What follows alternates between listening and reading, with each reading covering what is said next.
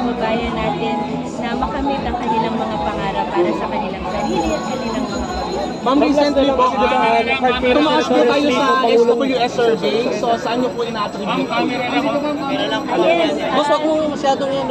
nagpapasalamat po ako doon sa mga surveys na lumalabas, nakakataba po ng puso dahil pag umiikot po ako sa buong Pilipinas ay talagang mainit ang pagtanggap ng ating mga kababayan at excited na po ako na mas umikot pa para makilala sila at para malaman kung ano pa yung mga pangangailangan nila para yun ang